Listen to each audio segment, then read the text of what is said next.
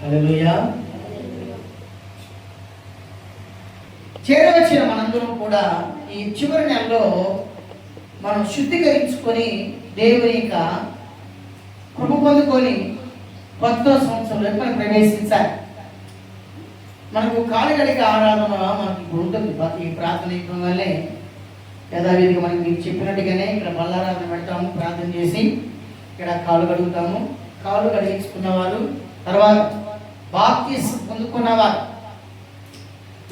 పొందుకున్నవారు ఇక్కడ రొట్టె ద్రాక్షరసం పెడతాం కాబట్టి ప్రార్థన పూర్వకంగా దేవుని భయముతో ఇది దేవునిది అని ఆలోచన కలిగి కనుక బల్లారాధన పెట్టబడి ఉంటుంది. బాప్తిసం తీసుకున్న వారు దేవునిది అనే భక్తి కలిగిన వారు, భయం కలిగిన వారు ఆ రొట్టె ద్రాక్షరసం తీసుకోవాలి. అవమే ముట్టుకోండి. 3 నెలల నుంచి పారిపోతాడు. దేవుడు కోపం తెప్పించు. దాని ఎలా? దేవుని కోపం తెప్పి, మా కోపం తెప్పితే ఏం కాదు, కానీ దేవుని కోపం తెచ్చేస్తాడు. తెగేసి చెప్పండి. దేవుని కోపం రానివ్వు. దేవునికి కోపం వచ్చిందంటే మనం ఊహించలేం ఆ కార్యాలు, ఊహించలేం. వాటికి రాయబడింది కదా, రోమా రాసిన పత్రిక 1:29 వచనంలో దేవునికి మనసులో వారు చూడలేదు కాబట్టి చేయరాని కార్యం చేయబడి దేవుడు వారిని అప్పగించేశాడు. దయచేసి అలా చేయలేదు. బాప్తిసం తీసుకున్నవారు తగ్గించుకొని ఏడ్చి ప్రార్థన చేసి రొట్టె ద్రాక్షరసం పాలు పొందండి. ఇలాగ నెల తొక్కుకుండా పోతే యేసు ప్రభు నీలోంచి వెళ్ళిపోయి, పరిశుద్ధాత్మ వెళ్ళిపోయి, దేవుని కృప వెళ్ళిపోయి, దేవుని దయ వెళ్ళిపోయి, దేవుని క్షమాపణ వెళ్ళిపోయి, దేవుని రక్షణ అవసరాలు వెళ్ళిపోయి, సాతానుడు నీలో నిండుగా ఉంటాడు. కనుక ఆ విశ్వాసి పాలన కారణం ఎవరు చెప్పండి? సేవకుడు. కూర్చొని ప్రార్థన చేయటం, ఉపవాసం ప్రార్థన చేయటం, కనిపెట్టి ప్రార్థన చేయటం, వాళ్ళకు ఉపదేశించటం నా వంతు. అలాగూ నేను బోధించకపోతే నాకు దేవునికి ఉన్న సంబంధం కూడా దూరం అయిపోతాను. ఒకరోజు ఒక నెల అంటే పర్వాలేదు, 4-5 నెలలు బల్లారాలు తీసుకోకుండా ఎలా ఉండగలరు మీరు? 4-5 నెలలు దేవుని ఆహారం లేకుండా, దేవుని భోజనం లేకుండా ఎలా మీరు జీవించగలరు? దేవుడు మనకి వాగ్దానం ఇచ్చాడు. హోషేయ రాసిన పుస్తకం 11వ అధ్యాయం 4వ వచనం వాగ్దానం ఇచ్చాడు దేవుడు మనకి. నేను మీ మీద ఉన్న కాడిని తీసివేసి నీకు నేను భోజనం పెడతానని చెప్పాడు. మనం కూడా రాత్రి అదే ధ్యానించాం. అబీమెలెకు, మెల్కీసెదెకు రాజు, షాలేము రాజు అబ్రహాము దగ్గరికి వచ్చేటప్పుడు ఊరికే రాలేదు, రొట్టెలు తీసుకొచ్చారు. రెండోది ద్రాక్షరసం తీసుకొచ్చి అబ్రహాంకి ఇచ్చారు. అబ్రహాము యుద్ధం చేసి అలసిపోయి వస్తుంటే ఈ షాలేము రాజు, మెల్కీసెదెకు రాజు అబ్రహామును కలుసుకొని రొట్టెను ద్రాక్షరసం ఇచ్చి అబ్రహామును బలపరిచాడు. అయితే హోషేయ రాసిన పుస్తకం 11వ అధ్యాయం 4వ వచనంలో వాగ్దాన రూపంగా దేవుడు మనతో మాట్లాడుతున్నాడు. చదువుకుందాం.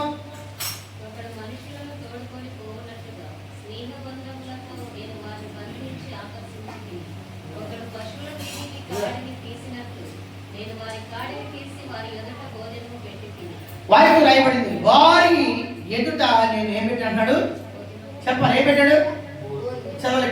చదువు 11:4.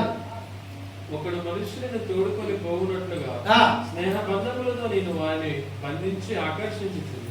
ఒకడు పశువుల మీదకి కాడిని ఉన్న కాడిని తీసినట్లు నేను వారి కాడిని తీసి వారి ఎదుట భోజనము పెట్టించింది. నీ మీద ఉన్న కాడి, నీ మీద నా మీద ఏమో చెప్పండి. కాడి ఉంది. కాడి ఉంటే ఎత్తులు కిందే చూడాలా, పైకి బరువు ఉంటుంది.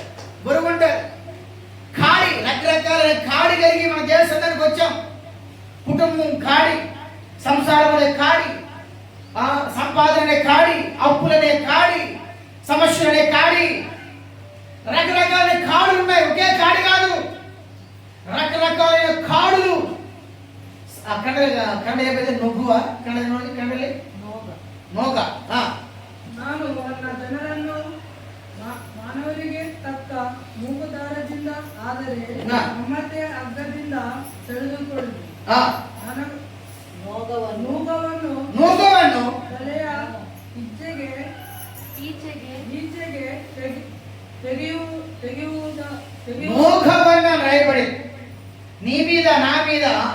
రకరకాలైన చెప్పండి నా మీద నీ మీద చెప్పండి నా మీద నీ మీద రకరకాలుగా కాడులు ఉంచబడ్డాయి.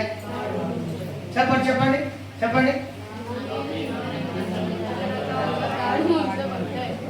చెప్పలేదు చూసావా? అర్థమైపోయిందా? చెప్పమ్మా.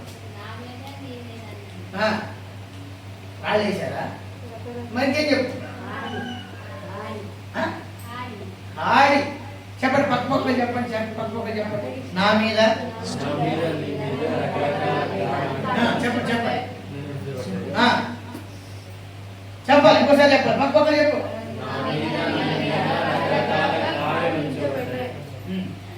చెప్పు. రకరకాలైన కాడులు, కాడి ఎత్తిన తర్వాత మొయ్యాల్సిందే తప్పదు.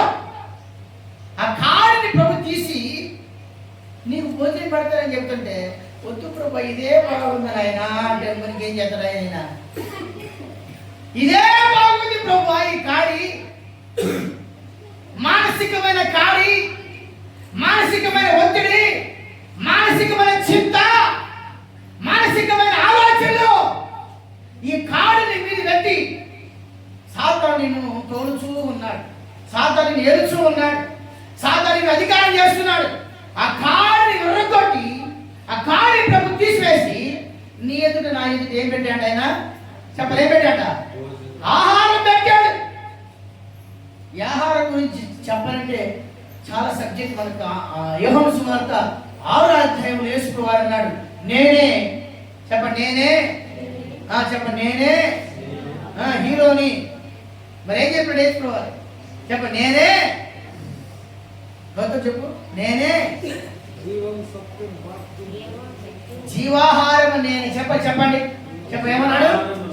చెప్పండి, జీవాహారం నేనే. ఇక్కడ ఆహారం పెడతానని చెప్పాడు. మీరు ఈ రోజు ఆహారం తినడానికి వచ్చారు, దేవుని ఆహారం తినడానికి వచ్చారు, దేవుని వాక్యమని ఆహారం తినడానికి వచ్చారు. మీకు ఆహారం వడ్డించడానికి దేవుని సేవకుగా దేవుడు నిలబెట్టాడు మమ్మల్ని. మత్తయి సువార్త 24వ అధ్యాయం 45వ వచనం ప్రకారంగా మీకు ఆహారాన్ని పెట్టడానికి దేవుడికి దాసుని పెట్టాడు, ఒక సేవకుని పెట్టాడు, ఒక పనివాడిని పెట్టాడు, ఒక పరిచారకుని పెట్టాడు. మీకు ఆహారం పంచి పెట్టాలి. ఎవరు ఏ కాడి మోసుకొని వచ్చారో ఆ కాడిని ప్రభు తీసిన తర్వాత మీకు ఆహారం పెట్టడానికి ఒక దాసుని దేవుడు నిలబెట్టుకున్నాడు.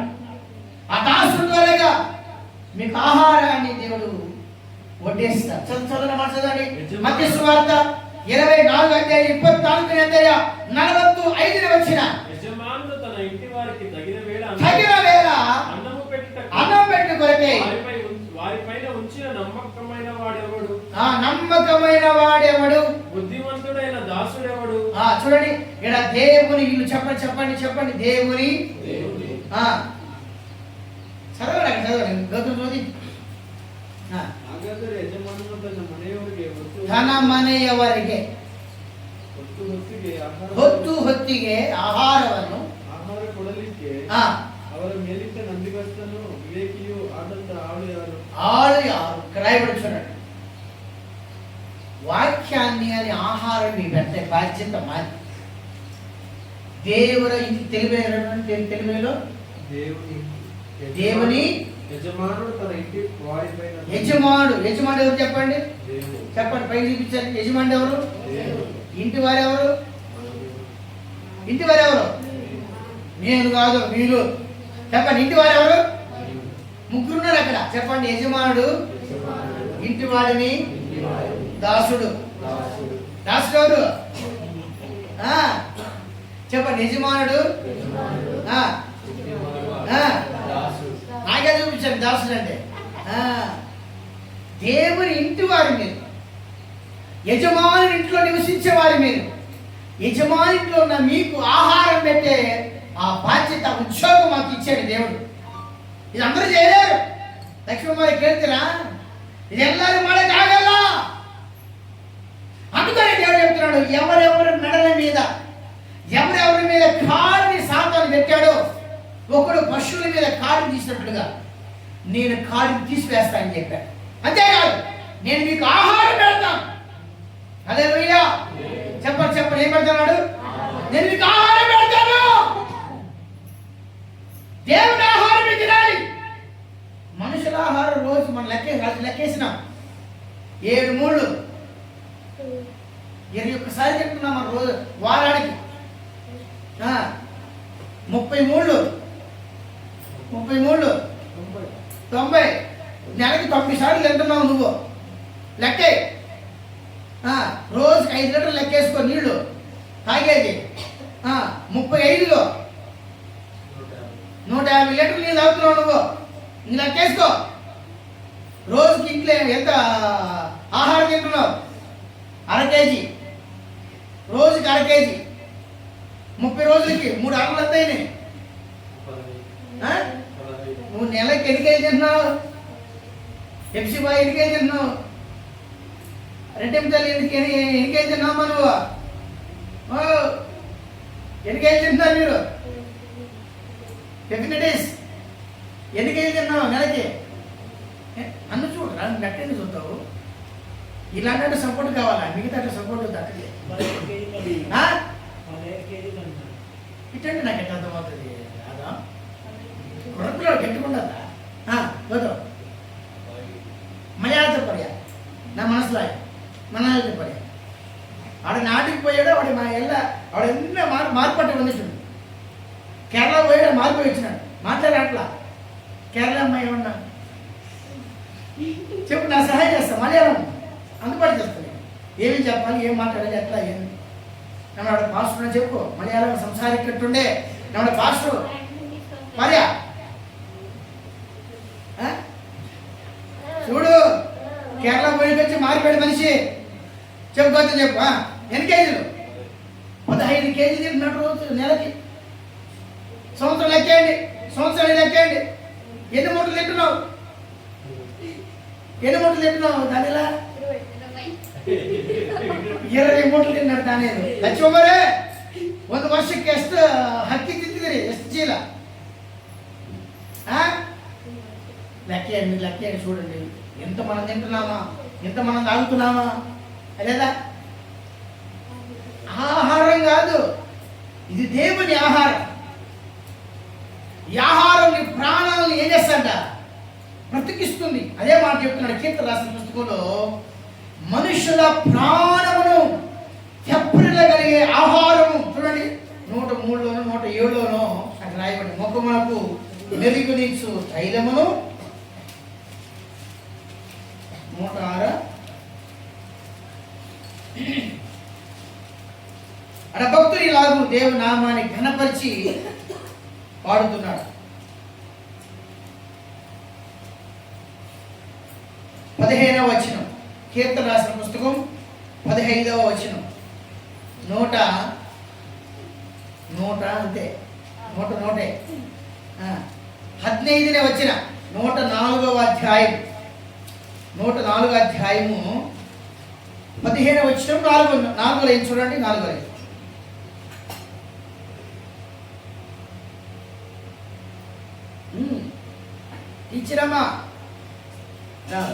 టీచరమ్మా జిందాబాద్ పట్టించాలా?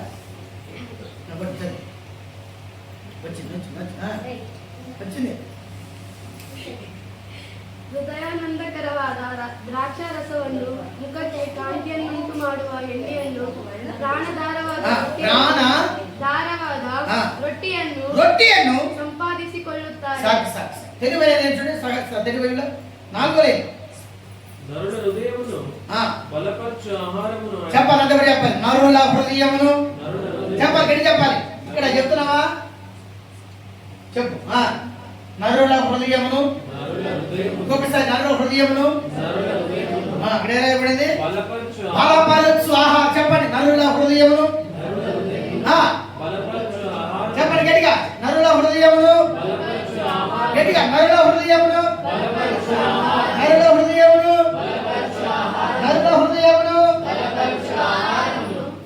ఆహారం మనకు కావాలి. ఇదే ఆహారం దేవునికి ఇస్తారు. ఈ ఆహారం తింటే చాలు నీ హృదయం బలం పొందుకుంటుంది, నీ హృదయం ధైర్యం పొందుకుంటుంది, నీ హృదయం ఉత్సాహం కలిగి ఉంటుంది, నీ హృదయం ఉల్లాసంగా ఉంటుంది. ఎందుకంటే అన్నిటికంటే ముఖ్యము ఏంటంట? హృదయం. అన్నిటికంటే ముఖ్యమైన హృదయం అని చెప్పాడు సామెతల పుస్తకంలో. అన్నిటికంటే ముఖ్యమైన హృదయానికి ఆహారం కావాలి. ఆహారం ఏం చేస్తుందంట? 104వ కీర్తన 15వ వచనంలో, నరుల హృదయమును బలపరచు ఆహారమును ఆయన పుట్టిస్తున్నాడు. నీ హృదయం బలం పొందుకునే ఆహారం ఇది. దేవుని వాక్యం అనే ఆహారం, దేవుని యొక్క రొట్టె ద్రాక్షరసం అనే ఆహారం, దేవుని యొక్క కృప అనే ఆహారం, దేవుని యొక్క పరిశుద్ధాత్మక అభిషేకం అనే ఆహారం నీకు కావాలి. ఈ ఆహార బలముతోనే నీ ప్రయాణం చేయాలి.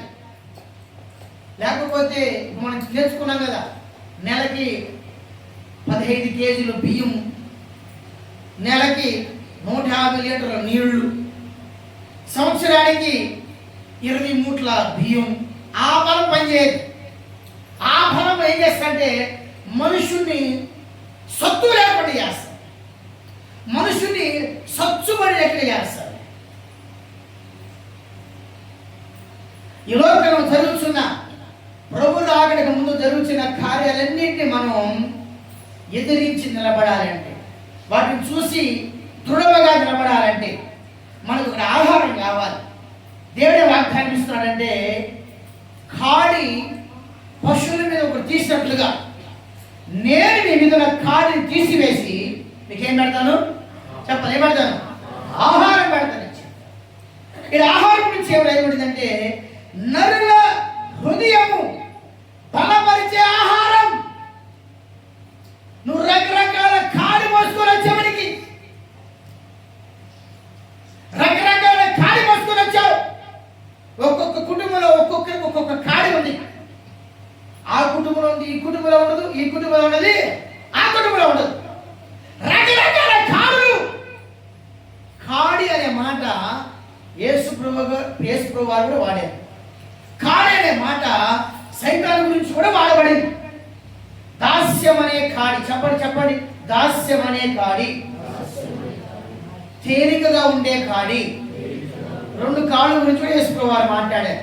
గలాతీ పత్రిక 5వ అధ్యాయం 1వ వచనము, మత్తయి రాసిన సువార్త 11వ అధ్యాయము 29వ వచనంలో కూడా సులువుగా ఉండే కాడి యేసు ప్రభు గురించి యేసు ప్రభు వారు మాట్లాడుతున్నాడు.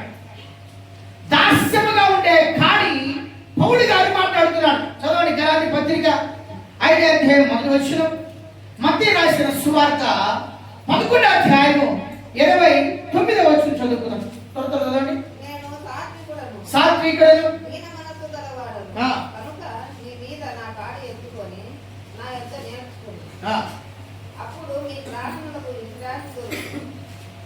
ఏలైనగా నా కాడి సులువుగాను నా భారం తేలికగాను ఉన్నది.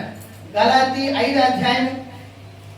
ఈ స్వాతంత్రమును అనుగ్రహించి క్రీస్తు మనలను స్వతంత్రులుగా చేస్తున్నాడు. కాబట్టి మీరు స్థిరముగా నిలిచి మరణ దాస్యమనే కాడి కింద చిక్కుకొనకడి అన్నాయి. ఏ కాడితో వచ్చారు ఇక్కడికి? నేను దేవుడు కాడి ఎత్తుకొని ప్రకటిస్తున్నా మీకు. మీరు ఏ కాడితో వచ్చారు ఇక్కడికి? అది తెలుసుకుంటే చాలు. ఆ కాడి మీ మీద ప్రభు తీసివేస్తారు. ఆ భారం మీ మీద తీసివేస్తారు. ఆ దుఃఖం మీ మీద తీసివేస్తాడు. నువ్వు ఆలోచన చేస్తున్నావు, నా పుట్టింటి వాళ్ళు వస్తారు, నా మెట్టింటి వాళ్ళు వస్తారు, నా బంధువులు వస్తారు, నా గోత్రికులు వస్తారు, నీ యొక్క బద్దలైపోయిన హృదయాన్ని సహాయం చేసి అనుకుంటున్నావేమో. ఆత్మదేవుడు 2 మాటలు చెప్పు అంటున్నాడు. ఓదార్చే వారి కోసం ఎదురు చూస్తున్నావేమో, కరుణించే వారి కోసం ఎదురు చూస్తున్నావేమో. కరుణించే వారు కానీ ఓదార్చే వారు కానీ నిజంగా దగ్గరికి ఎవరు రారు.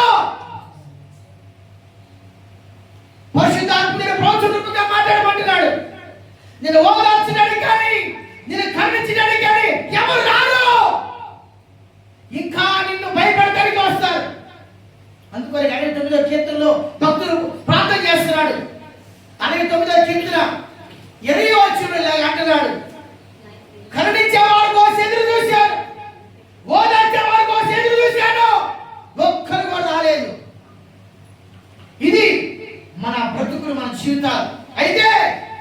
వాక్యం రాయబడింది, నేను మీకు విశ్రాంతి ఇస్తానని చెప్పాడు. కీర్తనలు 69 అధ్యాయం 20 వచనం రాయబడింది, నువ్వు కరుణించే వారితో ఎదురు చూస్తున్నావేమో, ఓదార్చే వారి కొరకు ఎదురు చూస్తున్నావేమో. ఎవరు కూడా నేను ఓదార్చడానికి వీలైనంతగా ఆ స్థితిలో నువ్వు ఉన్నావు. వాక్యం రాయబడింది, నా కాడి సులువుగా తేలిగ్గా మీ మీద నా కాడిని తీసివేసి మీ ఆహారం పెడతాను. ఆ ఆహారం మీ హృదయాన్ని బలపరుస్తుంది.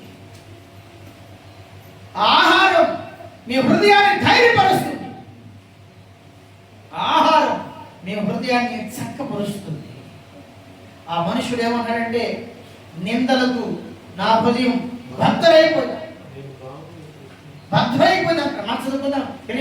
నిందకు నా హృదయం బద్దలాయెను. చూడండి, బద్దలైపోయిన వారికి ఎవరు వచ్చినారు. అందుకే ఆత్మదేవుడు మాట్లాడుతున్నాడు, నువ్వు ఖండించే వారి కోసం, ఓదార్చ కోసం ఎదురు చూస్తున్నావేమో. నీ హృదయం నిందకు, నీ హృదయం బద్దలైపోయింది.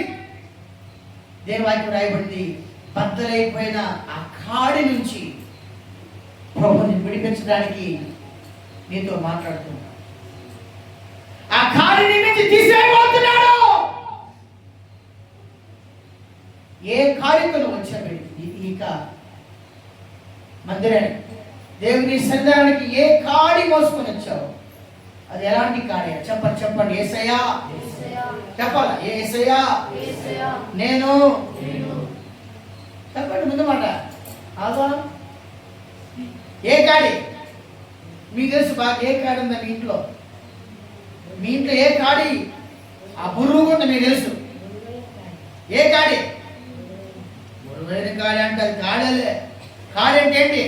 రోగం అనే కాడి, మానసికమైన ఒత్తిడి అనే కాడి, చింత అనే కాడి, అప్పులనే కాడి, గలిబిలనే కాడి, పెదలు చెట్లు గాలి ఒక కాడి. అవన్నీ మీరు మోపాడు. చెప్దామా? యేసయ్యా ఇదిగో ఈ కాడితోటి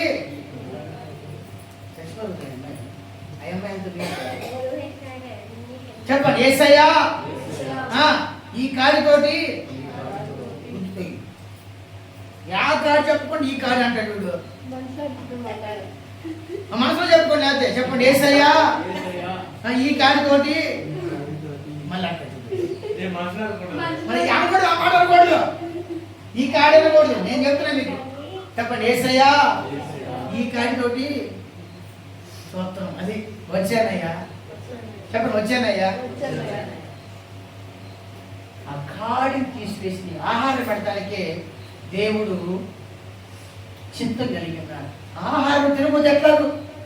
దేవుని ఆహారం వద్దని చెప్పి పక్కింటోళ్ళు ఆహారం పెడుతుంటే, ఫ్రెండ్స్ ఆహారం పెడుతుంటే, పొరుగువారు ఆహారం పెడుతుంటే, ఊరు ఆహారం పెడుతుంటే పరిగెత్తుకుని పోతున్నావే. దేవుని ఆహారం అంత అసహ్యమైపోయిందండి. ఆ ఆహారం తింటే ఈరోజు తిన్నాం అనుకో, రేపు ఉదయం బయటికి రావాలి. అది బయటికి రాకపోతే డాక్టర్ దగ్గరికి వెళ్ళాలి. మళ్ళీ దానికి ఎన్నో ప్రయోగాలు చేయాలి. ఈరోజు తిన్న ఆహారం ఏం చేయాలా? రాత్రికన్నా రావాలా, లేకపోతే పొద్దుటికన్నా రావాలా. రాకపోతే అనుమానం. ఏమైంది నాకు? నేను తిన్న బిర్యానీ బయటికి రాలేదు, ఏమైంది నాకు? నేను తిన్న కోడి చికెన్ రాడు బయటికి, ఏమైంది నాకు?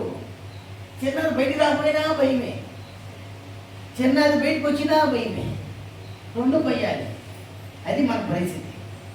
చిన్నది రాత్రికి కానీ పొద్దునకి కానీ బయటికి రాకపోతే ఏమవుతుంది? అది హీట్ అయిపోతుంది భయం. చిన్నది అంటే వాంతి చేసుకున్నది బయటకు వస్తే అదొక భయం.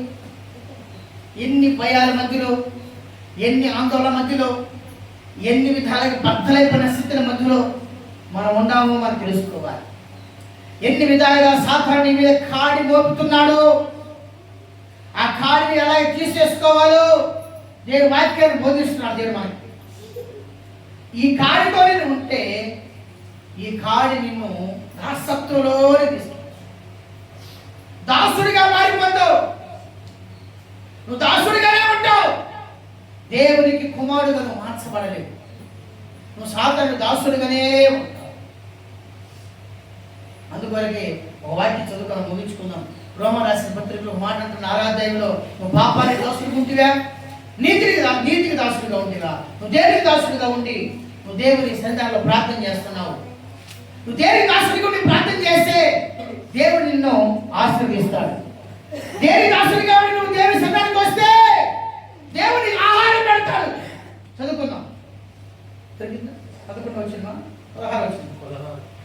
లోపడటం దేనికి మిమ్మల్ని మీరు దాసులుగా అప్పగించుకొందురు.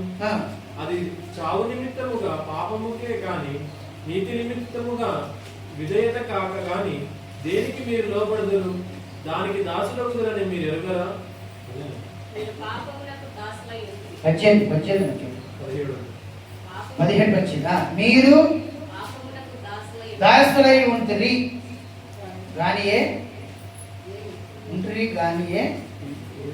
ఉపదేశ క్రమమునకు మీరు అప్పగించబడిన దానికి హృదయపూర్వకముగా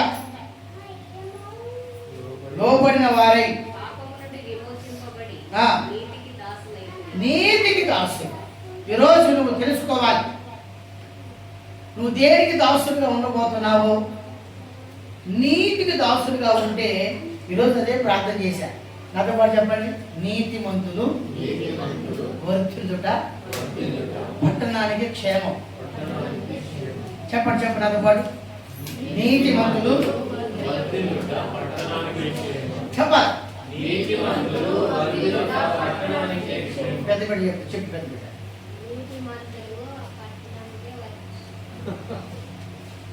నీతిమంతులు ఆ పట్టణంలో వధించబడాలా? ఎందుకు? అదే ఎందుకు వధించబడాలి? ఎందుకు వధించబడాలి? వధించబడితే కట్ చేయటం లేదు కదా, వాళ్ళే చనిపోయింది కదా. మరి ఏం చెప్పాలి? చెప్పండి. నీతిమంతులు వర్ధిల్లుట పట్టణానికి క్షేమం. చెప్పండి. నీతిమంతులు.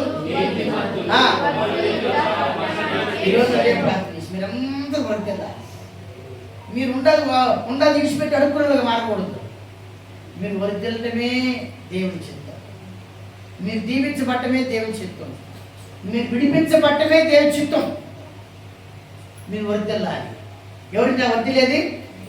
సామెతల పుస్తకంలో, కీర్తన పుస్తకంలో రాయబడుతుంది అన్నమాట. నీతిమంతులు వర్ధిల్లితే పట్టణానికి ఏమవుతుందంట?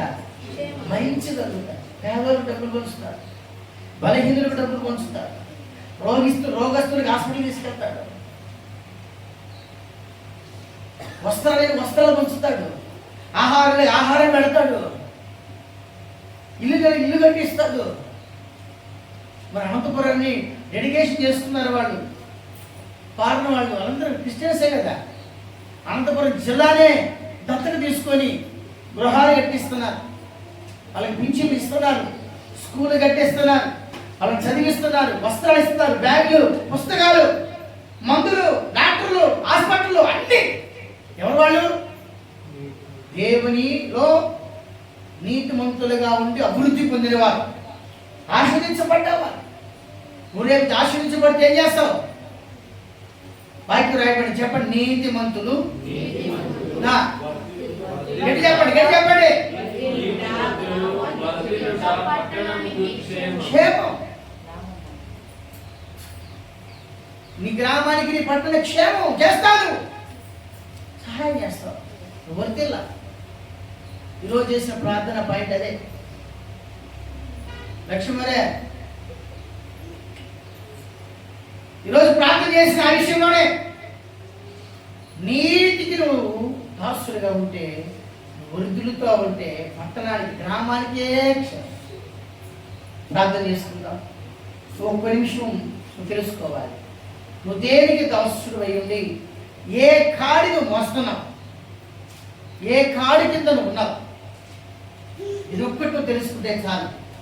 దేవుడిచ్చే ఆహారం నీ హృదయాన్ని బలపరుస్తుంది. దేవుడిచ్చే ఆహారం ప్రయాణం చేయడానికి నువ్వు దేవునికి ఉత్సాహాన్ని పొందుకుంటావు. తెలిసి నిలబడదాం, ప్రార్థన చేసుకుంటావు. నీ ఎవరికి దాసుడు అయి ఉన్నావు, నీ ఎవరికి దాసురాలుగా ఉన్నావు, నువ్వు ఏ కాడి ఎత్తుకొని తిరుగుతున్నావు, ఏ కాడి నీ మీద మోపబడి ఉన్నది. మత్తయి సువార్త 11:29 వచ్చిన అలాంటి కాడా, గలాతీ రాసిన పత్రిక 5:10 వచ్చిన ఉన్న కాడా, ఏ కాడి నీ మీద ఉంచబడి ఉన్నది? ప్రార్థనలో నువ్వు నీతి అనే కాడి వెతుకుంటే నువ్వు గ్రామంలో వర్తిల్లి క్షేమంగా మార్చబడతావు. ప్రార్థన చేసుకుంటావా? నువ్వు దేనికి దాసుడు అయిపోతావు? ఏ కాడి నీ మీద ఉన్నది? స్తోత్రం.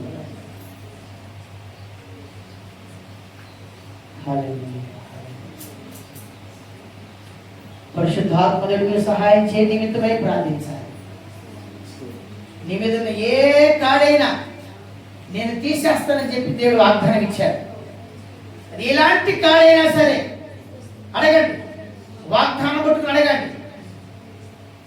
హోషియా 11:4 ఆ వచనం పట్టుకుని అడగండి. అయా, పశువుల మీద ఒక కాడు తీసినట్టు నా మీద ఉన్న కాడి తీసివేసి నాకు ఆహారం పెడతానన్నావు కదా, నీ దగ్గరికి వచ్చానయ్యా. ఇదిగో పలానా కాడి నా మీద మోపబడి ఉంది, అది తీసివేయి ప్రభువా. నీ ఆహారం చేత నా హృదయాన్ని బలపరచయ్యా, నీ ఆహారం చేత నా హృదయాన్ని ధైర్యపరచయ్యా, నీ ఆహారం చేత నా హృదయాన్ని తృప్తిపరచను. ఆయన ప్రార్థించి చేతులు పైకెత్తి ప్రార్థించాలి. మమ్మీ కోసం నేను కూడా ప్రార్థించాను. దేవా, నీతిమంతులు వర్ధిల్లుట, ఆ పట్టణానికి క్షేమం ఉన్నావు కదా. ఇదిగో నీ బిడ్డలు వర్ధుల నిమిత్తమై ప్రార్థన చేస్తాను. నీ బిడ్డ మీద ఏ కాడి నీ బిడ్డని ఉంచబడిందో ఆ కాడి హోషియా 11:4 ప్రకారంగా ప్రార్థన చేస్తున్నాము. అయ్యా, ఆ కాడలన్నీ వెనకొట్టబడాలి, ఆ కాడలన్నీ తుత్తులుగా చేయబడాలి, ఆ కాడలన్నీ తీసి పాడవేయబడాలి, ఆ కాడలన్నీ అగ్నితో కాల్చబడాలి.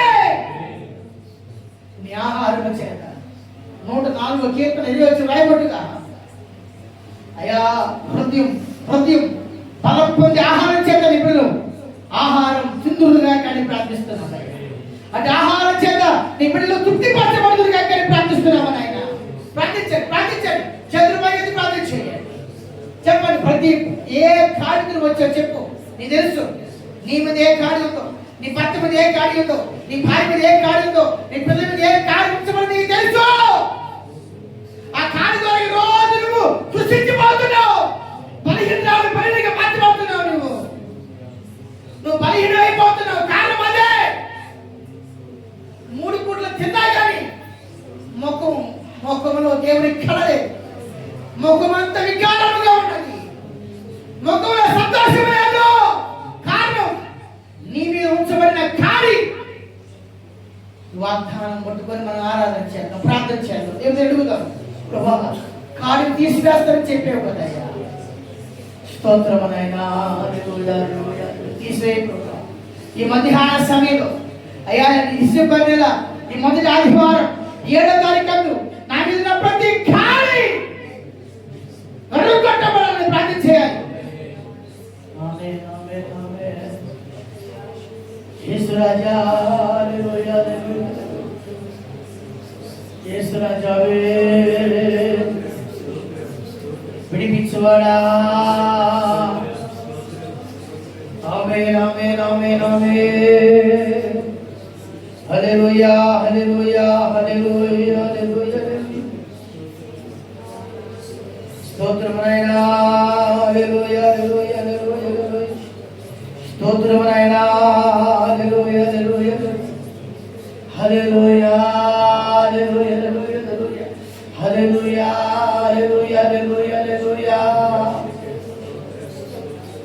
ఆమేన్. అందరూ చెప్పాలి. స్తోత్రమునైనా, హల్లెలూయా, హల్లెలూయా. ప్రతి కాడి వెలుగొట్టబడాలి. నాలో ఉన్న వారు ఉన్న ప్రతి కాడి వెలుగొట్టబడాలి. స్తోత్రమునైనా, హల్లెలూయా, హల్లెలూయా, హల్లెలూయా, హల్లెలూయా. యేసు రాజావే. అందరం కలిసి మనం పాడుతున్నాం. నా బలమంతా నువ్వేనయ్యా, నా బలమంతా నువ్వేనయ్యా. సుడిగాలి తుఫాన్ లేచినప్పటికీ నన్ను బలపరిచి ఆదరించి కాపాడి నడిపించే దేవుడు నువ్వేని మనం కలిసి పాడుకుందాం. స్తోత్రము నాయనా, హల్లెలూయా హల్లెలూయా హల్లెలూయా హల్లెలూయా హల్లెలూయా ఆమేన్. హల్లెలూయా హల్లెలూయా హల్లెలూయా హల్లెలూయా ప్రైజ్ రాయా హల్లెలూయా హల్లెలూయా హల్లెలూయా ప్రైజ్ రాయా. నా బలమంతా నీవే కదా రాజావే, నా బలమంతా నీవేనయ్యా, నా బలమంతా నీవేనయ్యా. స్తోత్రము నాయనా, హల్లెలూయా హల్లెలూయా హల్లెలూయా హల్లెలూయా ప్రైజ్ రాయా హల్లెలూయా హల్లెలూయా ప్రైజ్ రాయా హల్లెలూయా హల్లెలూయా. నా బలమంతా నీవేనయ్యా, నా ఘనమంతా నీవేనయ్యా, నాకు రావాల్సిన మహిమంతను అందజేసే దేవా నీకే స్తోత్రము నాయనా. హల్లెలూయా హల్లెలూయా.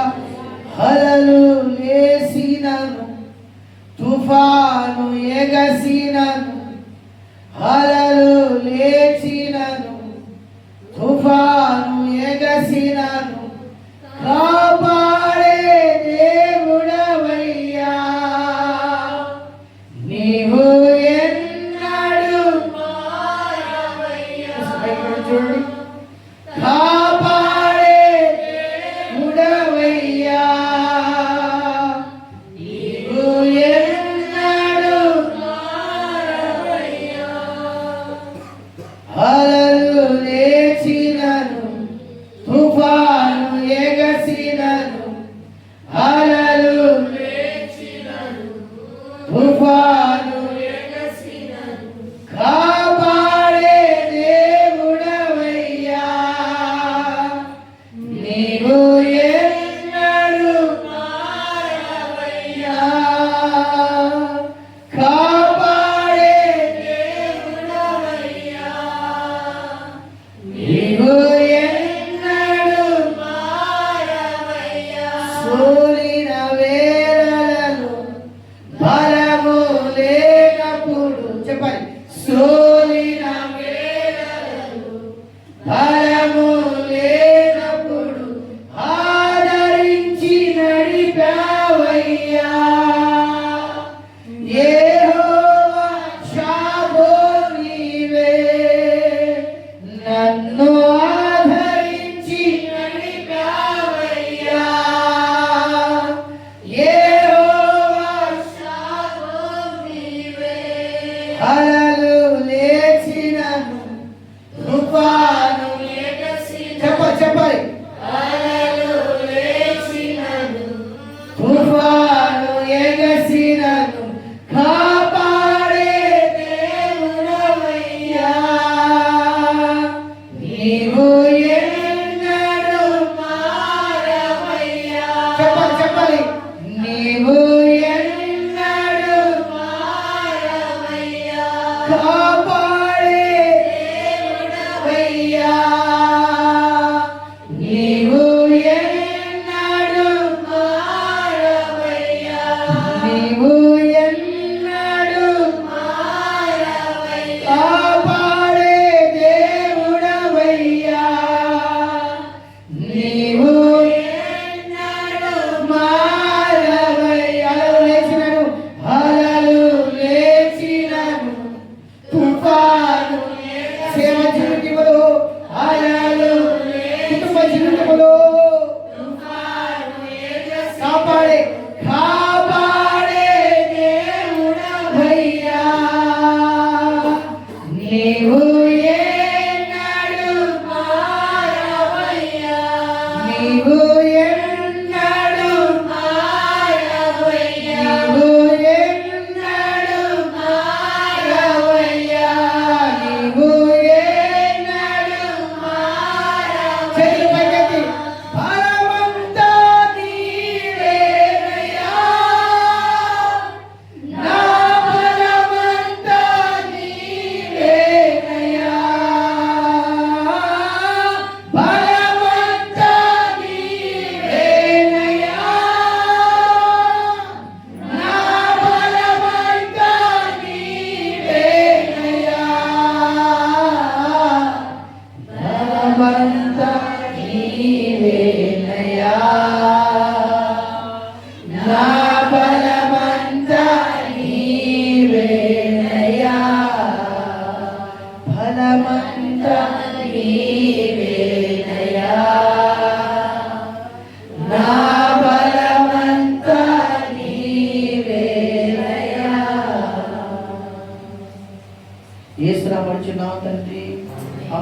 ముగించుకుందాం. ముగింపు ప్రార్థన ఆశీర్వాదంతో కూడా ఈ కొడుకుని ముగించుకుందాం.